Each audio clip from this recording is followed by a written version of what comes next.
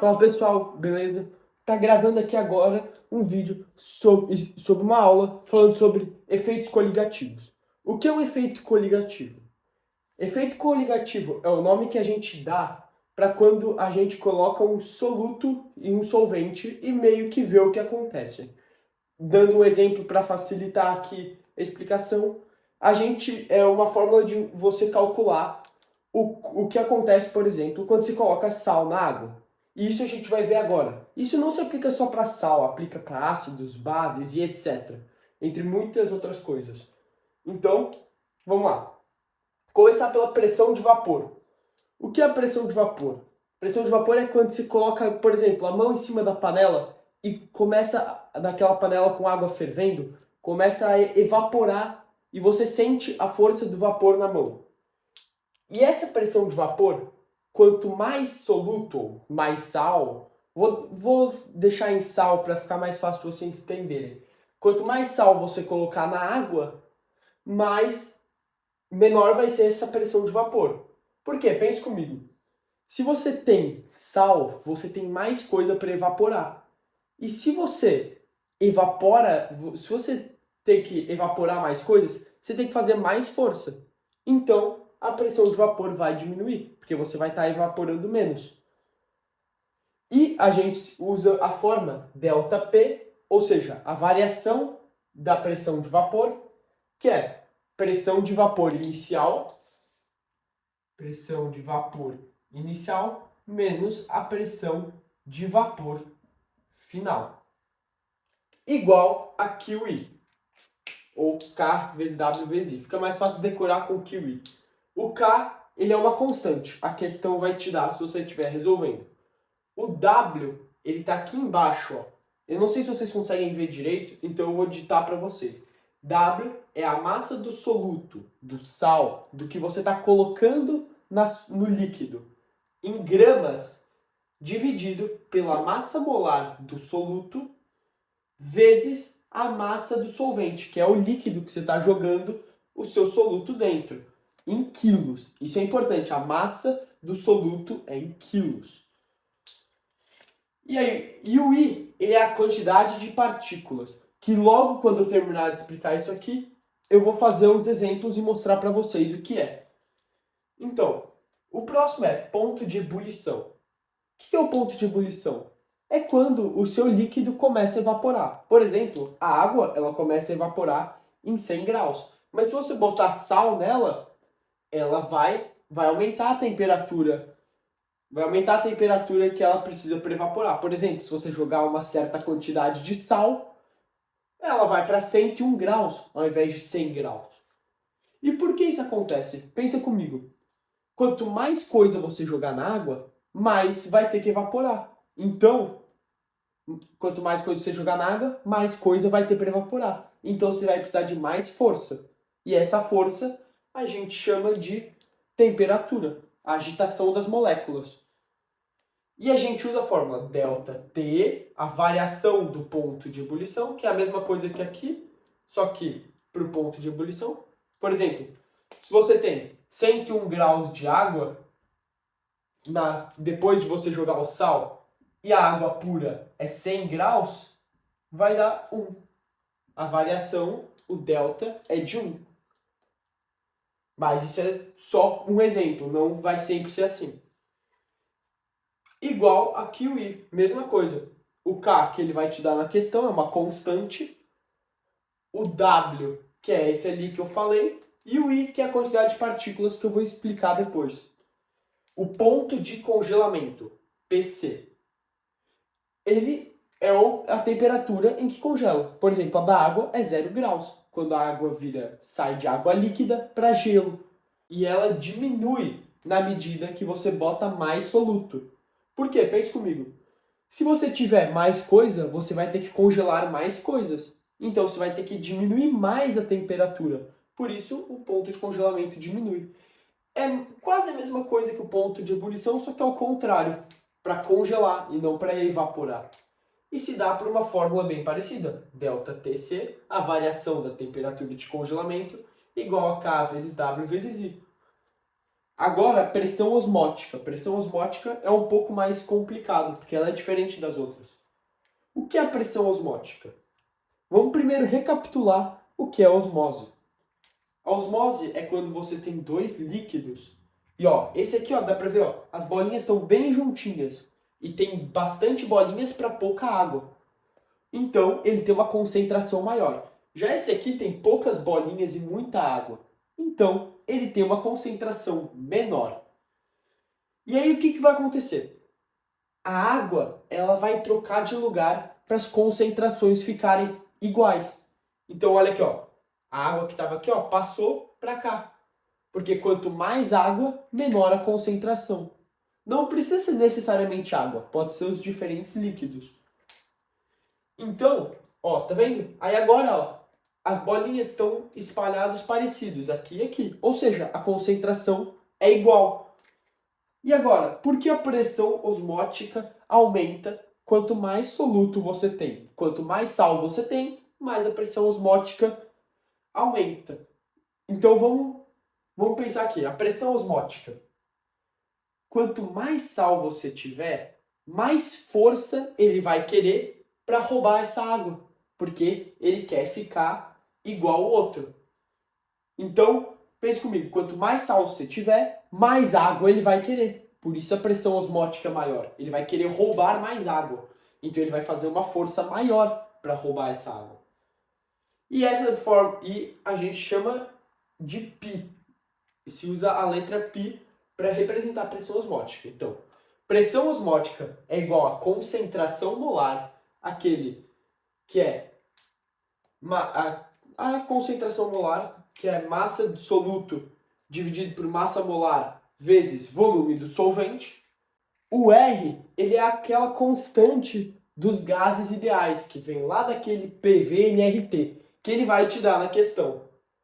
O T é a temperatura em grau Kelvin da solução. E tem que ser em graus Kelvin. E o I é o número de partículas que eu vou explicar agora. Ó. I igual a quantidade de partículas. Então, agora que a gente já sabe todas as propriedades, tire uma print desse quadro, anota no caderno o que você queira fazer. E, então, a gente sabe as 4 propriedades. Então, vamos ver o que é o I. O I nada mais é que a quantidade de partículas. Então, I igual a quantidade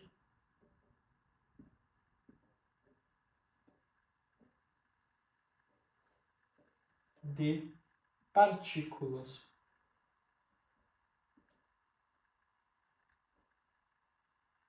Mas o que eu quero dizer com isso?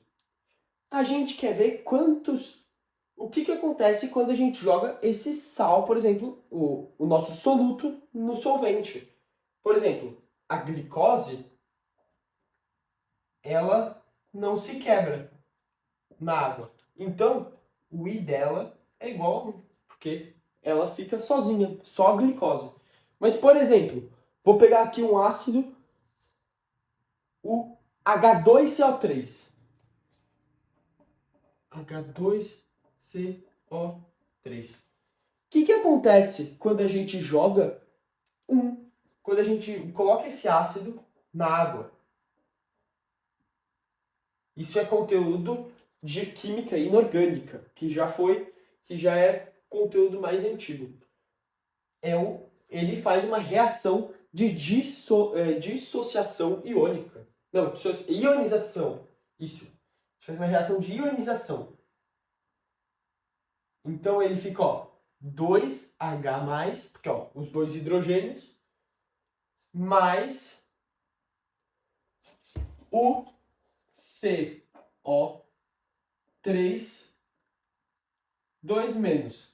Isso a gente chama de ionização, que ocorre quando a gente joga o ácido na água e ele se separa. Então agora, pense comigo. A gente tem 2 Hs. 2 carinhas diferentes. Eles são 2, eles estão separados. Já o ânion, esse íon, o ânion, quando ele está no ácido, o C e o O, eles nunca mais se separam. Eles já estão grudados juntos e não se separam. Então, eles vão sempre ficar juntos. Então, isso tudo é um carinha. Aqui, a gente tem dois carinhas. Esses juntos aqui é um carinha, esses dois. Então, a gente tem quantos carinhas? 3. Ou seja, 3 partículas diferentes. E uma coisa também, qualquer composto que ele é covalente, se estiver escrito na questão molecular, covalente, o I dele vai sempre ser igual a 1. Os covalentes são aqueles que só tem a metal, que são aqueles que se ligam assim, por exemplo, a água. É um composto molecular covalente, que é o H2O. Que ele fica disposto assim. O oxigênio, o H, que tem um elétron, o oxigênio que tem 6, e o outro H que também tem um elétron. Eles compartilham. Isso é um composto molecular. Esses que são divididos assim. O I deles é sempre 1. Então, não precisa se preocupar. Então, a gente também tem as bases. O que elas fazem na água? O processo de dissociação. Por exemplo, o KOH, o hidróxido de potássio. Quando a gente coloca ele na água, ele faz uma reação de dissociação. Ele separa o K mais o OH menos. Então vamos contar quantos caras tem aqui? Um K e um OH. Eles, as que a gente chama de hidroxilas, hidro de hidrogênio, oxila de oxigênio, eles também não se separam mais. Então, isso aqui é um cara, isso aqui é outro cara, duas partículas e igual a 2. Que quando a gente bota ele na água, ele se separa em 2 diferentes. Aqui, quando a gente botou ele na água, separou em 3 diferentes. Ó, um H, outro H e um CO3. E ele aqui, a gente tem um K e outro OH. 2 caras em um processo que a gente chama de dissociação. Os sais também fazem isso.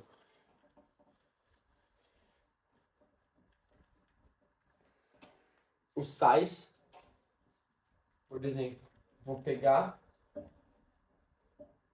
o NaCl, nosso sal de cozinha. Quando a gente bota ele na água, ele vira Na mais Cl menos. E fica I igual a 2. Que a gente tem um cara aqui, outro cara aqui, 2 caras. Vou também pegar outro sal, o AlNO3,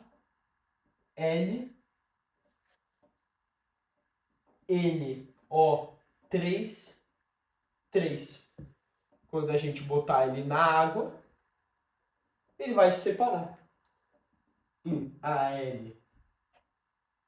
Al3 menos mais o NO3 menos, e são 3. E por que o NO3 está junto? Porque ele vem lá do ácido nítrico. E lembra que eu falei que o ânion do ácido nunca se separa? Porque ele veio lá daquele ácido aqui, ó. Ele veio do HNO3. Eles já se juntaram aqui. Eles não se separam mais. Então, agora vamos ver qual é o I desse. Um cara e mais 3 caras, porque ó, é esse 3, ó. São 3 NO3. Então, 1 mais 3, o I igual a 4. Tem que tomar bastante cuidado, porque se errar isso aqui, infelizmente erra o resto do cálculo inteiro. Se você estiver usando as fórmulas do QI. Então, agora com tudo isso em mente, vamos fazer uns exercícios aqui. Eu vou ver se eu consigo colocar eles na tela, provavelmente. Não sei se vou conseguir. Mas está no material de apoio do Classroom de Química. A questão 1. A adição de determinados solutos em meio aquoso muda alguma das propriedades físicas do solvente. Ou seja, o que a gente sabe? A gente está colocando os nossos solutos em água. E vai provocar aquelas reações que a gente viu.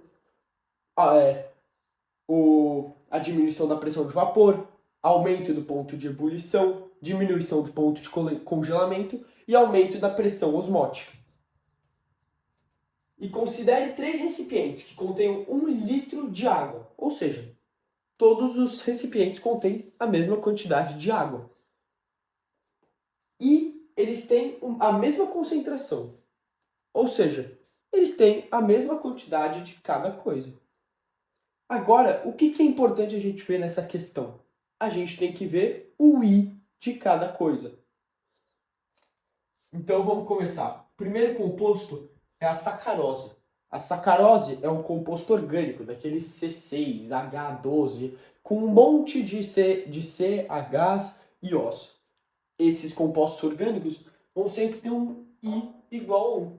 Então a concentração deles é 0,5 mol por litro. O mesmo que ele deu na questão. Por quê? O número de partículas vezes a concentração é igual à concentração de verdade, a concentração de partículas, que é a que realmente importa pra gente, que vai dar esse 0,5 aqui. Vamos pro próximo, então. O cloreto de sódio, NaCl. O NaCl, ele é um sal, que quando a gente coloca ele em água, ele vai virar Na mais Cl menos. Um cara, 2 caras, número de partículas igual a 2. Então, a gente vai pegar esse 2 e vai multiplicar com aquela concentração que ele deu lá na questão, que vai dar 1 mol por litro. Ou seja, tem uma partícula por litro. Agora vamos ver a próxima. O CaNO3, 2. O CaNO3,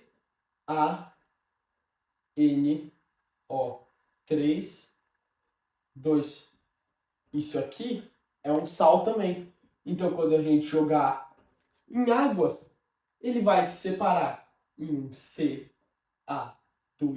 mais e um NO3 menos e 2. E como é que a gente vai descobrir esses sais no meio da prova, em que, infelizmente, não vai ter eu falando? A gente vai ter que usar aquela tabela dos ácidos, não como bolo claro, só pão, sírio. E a gente vai ter que ver, ó, a gente tem um positivo e um ânion vindo desses ácidos. Isso aqui vai ser um sal. Já, por exemplo, se a gente vê algo começado em H, por exemplo, um H3PO4, a gente sabe que é um ácido. E se a gente vê algo, por exemplo, com OH, a gente sabe que é uma base. Então essa é a regra. Se tiver OH, é base. Se tiver H no começo, é um ácido. E se não for nenhum, e se você não achar nenhum dos dois, é um sal. Essa é a lógica que tem que usar para ficar mais fácil.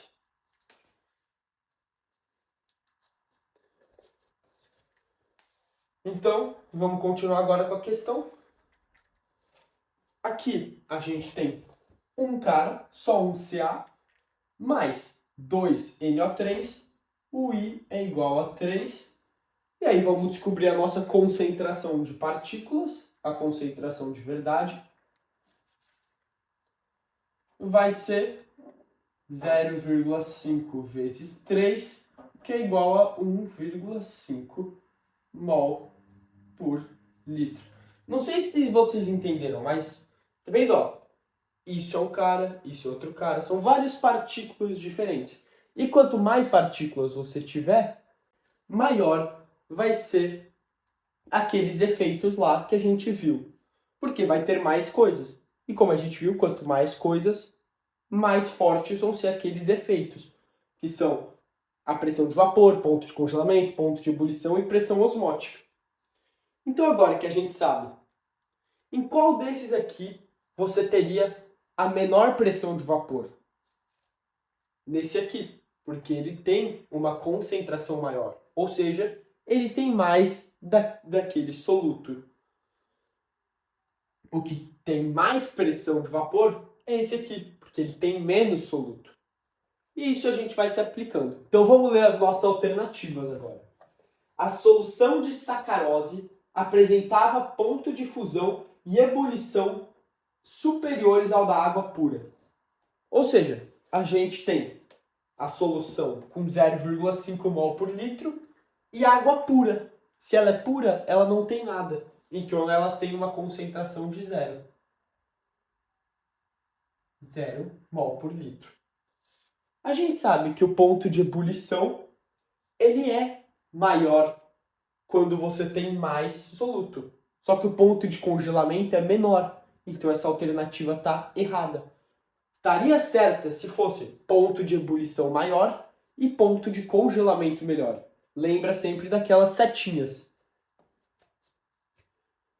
Letra B. A solução de cloreto de sódio apresentava ponto de congelamento inferior à solução de nitrato de cálcio. Ou seja, o ponto de congelamento desse cara é menor que o desse cara. E a gente sabe que quanto mais soluto a gente tem, menor vai ser o ponto de congelamento. E onde a gente tem mais soluto? Aqui, 1,5 é maior que 1. Então, esse aqui tem o menor ponto de congelamento.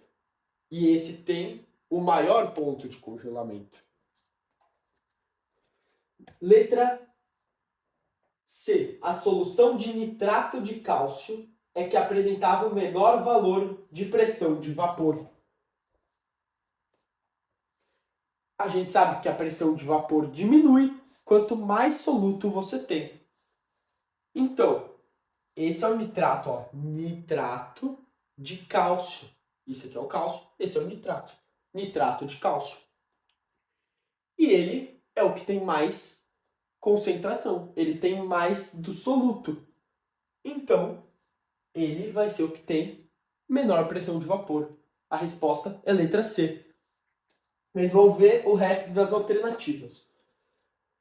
Apenas as soluções iônicas tinham ponto de ebulição superiores ao da água pura. O que é uma solução iônica? Aquele, ó, isso aqui é uma solução iônica, porque veio lá daquele negócio, ó. Esse aqui dá 1 para esse aqui. Esse, entende? Isso aqui também, todo sal é um composto iônico, que é o que doa um elétron para o outro. Esse aqui, a sacarose, sacarose, vou até escrever aqui, sacarose, ele é um composto covalente, mas ele também tem um ponto de ebulição maior que o da água pura. Então essa está errada, porque a sacarose, que é um composto molecular, que é aqueles que eu mostrei para vocês, que eles dividem os elétrons, ele também tem um ponto de ebulição maior, porque ele tem mais partículas que a água pura. A água pura tem 0 mols por litro, porque não tem nada na água pura, só água. A maior variação entre os pontos de fusão e ebulição para essas substâncias será observada para a solução de sacarose. O que é a maior variação? A maior variação é a maior distância entre o ponto de ebulição e o ponto de fusão. Ou seja, você tem um ponto de fusão, mesma coisa que ponto de congelamento, menor, o menor possível, e um ponto de ebulição maior possível, para a gente ter uma variação grande. Mas a gente sabe que quanto mais soluto a gente tem, maior vai ser essa variação. E esse tem o menor, então não pode ser ele. Feito isso, feita uma questão, vou apagar. Eu vou fazer uma questão de teoria, que é essa aqui que eu acabei de fazer, e vou fazer outra de cálculo. A questão 12 do mesmo material. Vou ver se eu consigo botar na tela aí para vocês. Vou deixar aqui enquanto eu vejo a questão. O que ele pede para a gente? Uma massa de 171 gramas de um composto molecular desconhecido é adicionada a 250 gramas de água.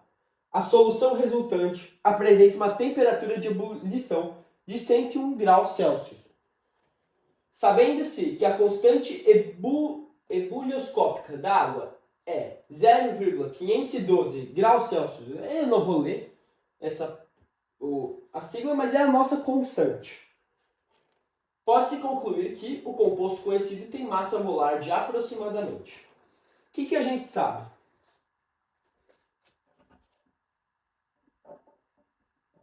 Massa do soluto é igual a 171 gramas por mol.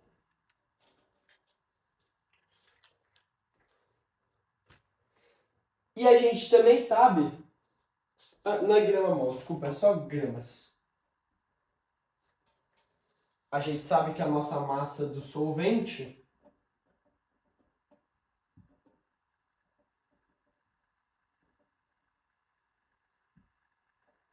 é igual a 250 gramas. Perfeito?